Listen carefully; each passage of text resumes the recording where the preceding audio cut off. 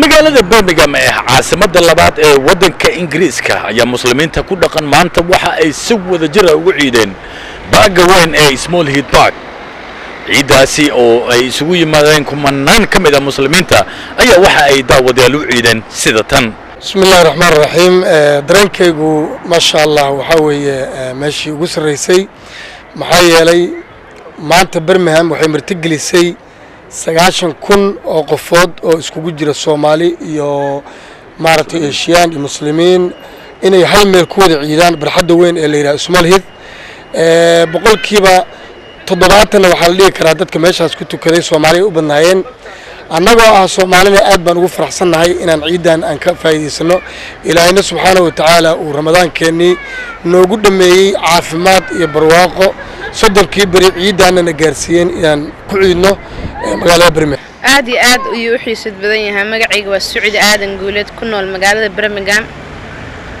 sidoo ciid maanta magaalada Birmingham ciid aad iyo aad ma sha Allah dadku isku soo aad baaga lagu wada tukaday inta qalqi ahayd Ilaahay untay dhan ciida ay wada iidayeen.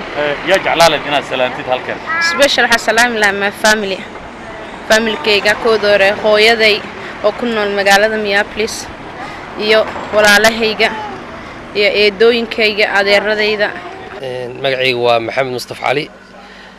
maanta waa Ciidul Fitri.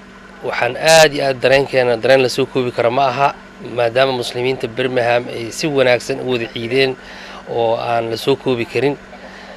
walow aan kasii jeclaan lahayn waddankeeni aan u dhalanay ee Soomaaliya in farxaddaas oo kale aan insha Allah Ilaahay idinkiisa iyadana aan ku ciidi doonno.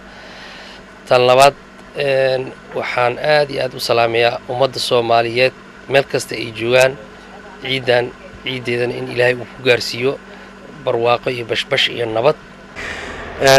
ciidda maanta waxay ahayd mid macnaha shaaciirta islaamka Birmingham si aad looga dareemayo boqolkiiba boqol. laakiin waxaan kasii jeclaan lahayn sidaan maanta inta ugu ciidnay si lamid inaan waddankeeni hooy ugu ciidno.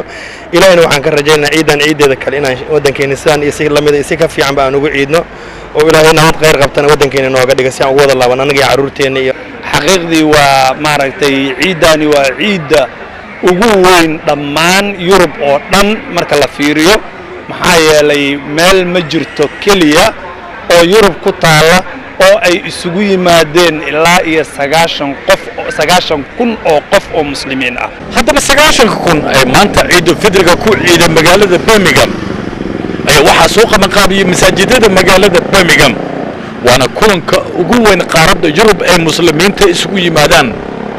waxayna ballan qaadeen in ay laabi doonaan sanooyinka soo socda. Maxamed Cali Nuur, Universal TV, Birmingham.